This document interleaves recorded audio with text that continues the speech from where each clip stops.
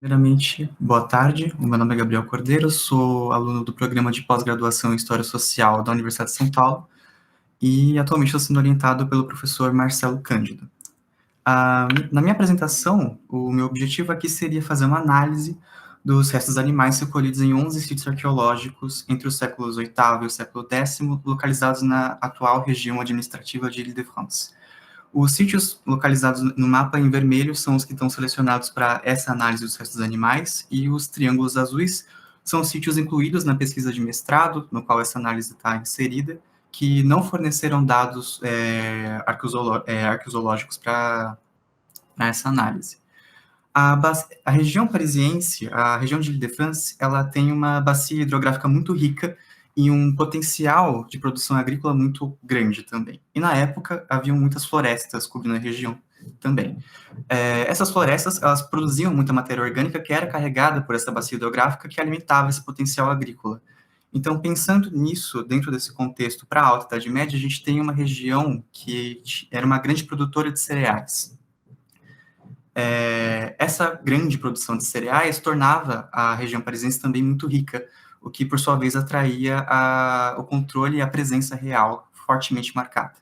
O Vale do Rio Oise, por exemplo, tinha uma série de palácios, desde o período merovingio, que se estendia até as regiões mais ao norte da França. Então, era uma região muito importante para o Império Carolíngio e para o Reino dos Francos, na época merovingia, desde sempre. Esses sítios arqueológicos selecionados para fazer esse trabalho, eles são todos oriundos de escavações preventivas. As escavações preventivas, elas são realizadas geralmente em contexto emergencial, são sítios descobertos durante intervenções de reformas, ou novas construções, ou expansões urbanas, e isso coloca esses dados numa perspectiva diferente de um sítio que foi escavado com mais tempo, com um processo mais relacionado com o trabalho de universidades e de academia. Os sítios arqueológicos preventivos, eles têm datas muito apertadas para que essas escavações sejam realizadas, o que, por sua vez, acaba fazendo com que esses dados sejam coletados de maneira para otimizar a quantidade, não necessariamente o detalhamento deles. Então, existem algumas particularidades que eu vou expor um pouco nos próximos slides, mas o que é importante de se falar é sobre esse contexto, que torna esses dados talvez não tão completos quanto eles poderiam ser, mas eles ainda assim são muito importantes e eles são muito ricos, pensando na ideia de que eles trazem para nós a região rural durante esse período, que é algo que só foi ser explorado e só começou a ser realmente estudado a partir do florescimento dessa arqueologia preventiva nos anos 80.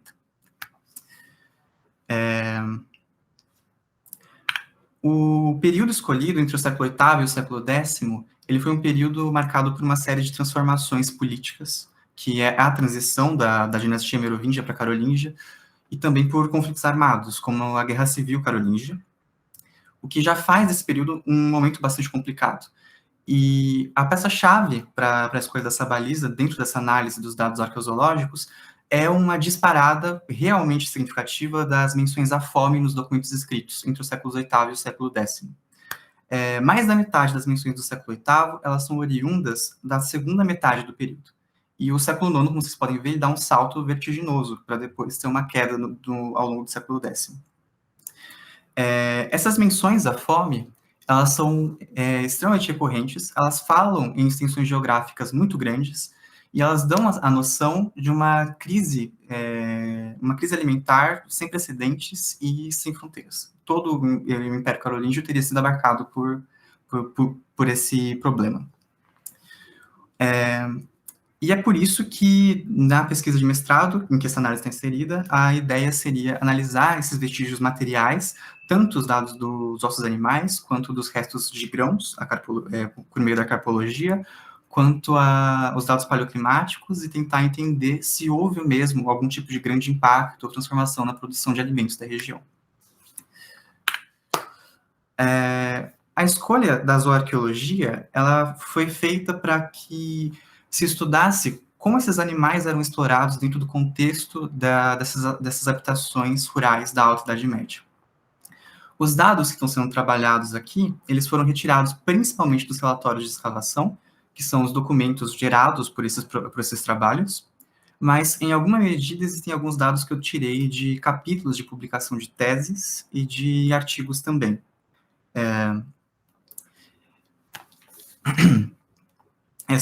Esses dados, eles foram processados através da comparação entre os sítios.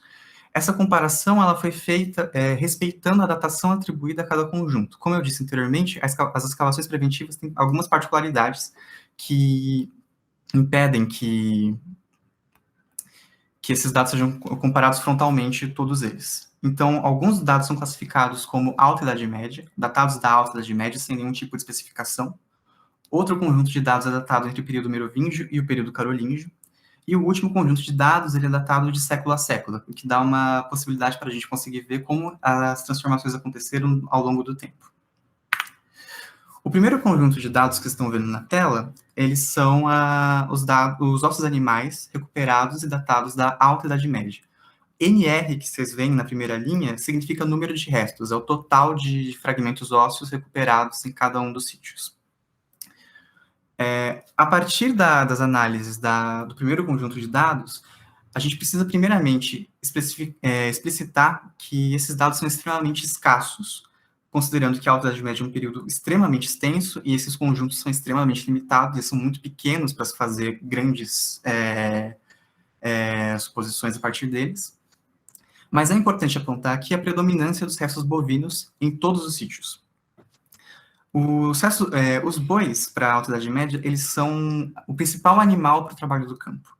Quando você tem uma predominância desse animal nos sítios, a gente tem a indicação de que essas ocupações elas estavam mais preocupadas com o trabalho agrícola, com a produção de grãos, do que com uma produção de animais para abate e consumo. Os animais para abate e consumo, durante a Alta Idade Média, eles são na maior parte das vezes, são os suínos, que quando você encontra uma maior quantidade, você está diante de um sítio que está produzindo carne para consumo, e possivelmente também um sítio com alguma elite do período que esteja se aproveitando desse sítio ou que esteja instalada nesse próprio sítio. Porque o consumo de carne não é um traço da alimentação camponesa.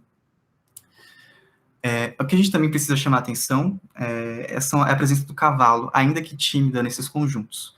É importante falar que a região de Ile-de-France ela acaba sendo um centro produtor de cavalos durante o Império Carolíngio, e essa produção ela acaba funcionando de duas formas, tanto para a produção agrícola, e o cavalo também pode ser usado como um animal de extração, quanto para a guerra, que inclusive durante o período carolíngio existem éditos reais que incentivam a criação do cavalo, inclusive para esse fim, para essa finalidade, para questões bélicas. O consumo de carne de cavalo, ele é extremamente raro durante esse período, só que é importante ressaltar que ele aparece em contextos rurais mais humildes, e geralmente atrelados a crises alimentares. Nesses sítios a gente não tem nenhum resto de cavalo que tenha alguma marca de corte que possa indicar o consumo desses animais, mas é interessante ressaltar que o cavalo ele seria abatido e consumido num ato de desespero, num ato em que não haveria outra escapatória para um momento de fome. Esse segundo conjunto de dados, ele contrapõe dois sítios que foram classificados nos seus conjuntos entre a fase merovingia e a fase carolíngia. É importante ressaltar de novo que são conjuntos muito limitados, porque ainda que ele esteja mais detalhado em termos de periodização, ainda são períodos muito longos e são conjuntos muito pequenos, principalmente quando a gente está falando das fases carolíngias dos dois sítios. Mas é interessante ressaltar que os dois sítios, eles parecem caminhar para uma predominância bovina a partir depois da fase merovingia. A transformação da proporção da tríade doméstica, que seriam os bovinos, caprinos e suínos, acaba caminhando para uma direção em que começa a denotar a possibilidade de que esses sítios começam a se especializar mais na produção de grãos. E isso é uma coisa que não se encontra nesses sítios durante a fase merovingia com tanta definição. A gente tem, por exemplo, na fase merovingia, no sítio da Zac do Vieux-Pays, um bezerro abatido e consumido, que pela idade do animal por ele ser muito jovem, a gente está falando de uma carne com uma qualidade maior, E esse abate-consumo, considerando que é um animal que tem relevância para a produção agrícola, se está sendo abatido e consumido nesse contexto, a gente está falando de um quadro de estabilidade. Porque se a gente fosse falar de um período de escassez, um abate-consumo de desespero, um abate-consumo pela necessidade, não seria os bovinos os primeiros animais a serem recorridos, seriam os caprinos, os cavalos, os asnos, as galinhas, qualquer outro que não fosse o boi, porque é necessário para o trabalho no campo. E é interessante apontar também para o sítio da Rua Raspail com Amará, que a partir da fase, a fase merovíngia existe uma produção acentuada de suínos. O número de restos de suínos é muito grande, o que indica essa produção de carne para baixo consumo, porque o boi, quer dizer, o porco não produz nenhum subproduto que não seja carne. Ele não dá leite, ele não dá lã, tudo que você pode fazer com ele é matar e comer depois. E essa produção de suínos, ela desmancha na fase carolíngia. O terceiro conjunto de dados é o mais detalhado e é o que vai cobrir do século VIII até o século X, XI. Eu não vou ter como manter todas as tabelas para vocês na tela por causa de falta de espaço, mas se alguém tiver interesse depois, eu posso enviar sem nenhum problema. E essa aqui seria a tabela do século X ao século XI.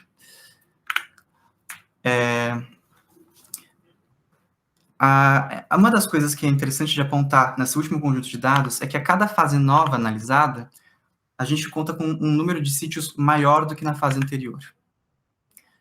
Isso corrobora com a hipótese de uma expansão das terras agricultáveis durante o período carolíngio, que seria também a ideia de que essa expansão das terras agricultáveis, ela significa uma expansão da produção também. A gente está tendo um momento de crescimento econômico.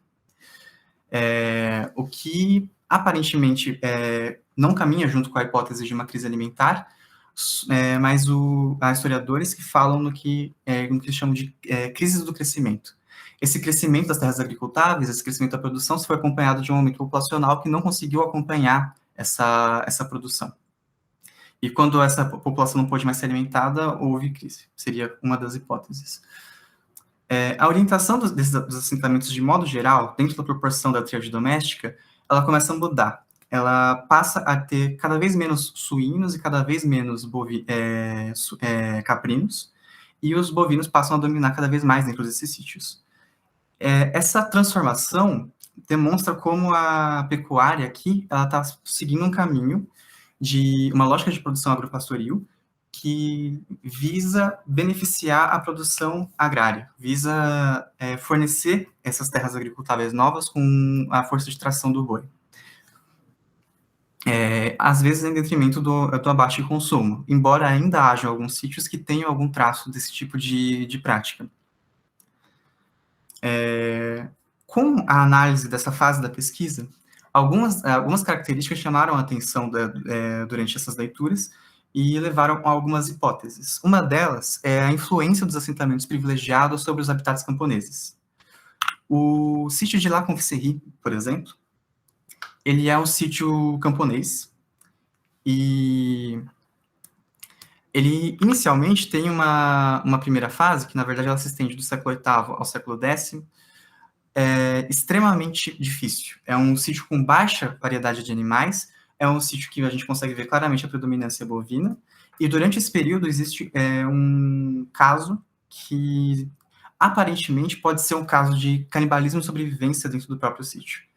As marcas deixadas no corpo de uma pessoa encontrada dentro do sítio levam a crer que esse corpo tenha sido canibalizado. Ele está incompleto, ele tem marcas de carbonização parciais, ele tem manchas de exposição ao clima, e ele tem marcas de corte que se assemelham ao corte de açougueiro da época galo-romana. Gabriel, só para avisar, já deu 13 minutos, tenta concluir em mais 2 para a gente poder manter 15 minutos para todo mundo, tudo bem? Tudo bem, desculpa, eu vou acelerar. Tranquilo. Esse sítio, ele, a partir do século X, ele passa a conviver ao lado de um habitat privilegiado, que é a igreja de Saint-Didier. Eu não tive acesso ao relatório de escavação, mas eu tenho artigos que falam desse sítio e falam também um pouco do consumo dentro dele. Ele tem restos de auroch, que é um tipo de boi selvagem, que é um animal de caça muito prestigiado, que já demonstra a opulência dessa ocupação. Quando essa ocupação é instalada, a situação em La Confisserie muda. A gente começa a ver um aumento na produção de suínos e a gente começa a ver uma variedade maior de animais. Existem alguns outros exemplos aqui, mas só para amarrar o argumento, a presença desse habitat privilegiado parece ter impactado na lógica de produção do habitat camponês. Embora não seja possível afirmar com toda certeza que isso significa uma mudança na qualidade de vida, também existem outros exemplos, como o caso de Le Rouelle, que é um sítio camponês e aristocrático ao mesmo tempo, tem 2 polos de ocupação, em que a gente consegue sim comprovar essa transformação na qualidade de vida dessas pessoas. E a segunda hipótese seria uma relação entre os eixos comerciais e essas ocupações. Quanto mais integradas essas ocupações estão nos eixos comerciais, maior a possibilidade desses sítios serem mais estáveis, como é o caso de Le Purgatoire, que é um dos sítios, que tem uma estabilidade muito boa, ele tem uma variedade muito grande de animais, e existem indícios da integração desse sítio com essas redes comerciais. Eu vou encerrar aqui para não comer muito mais o tempo, eu agradeço a atenção de todos vocês.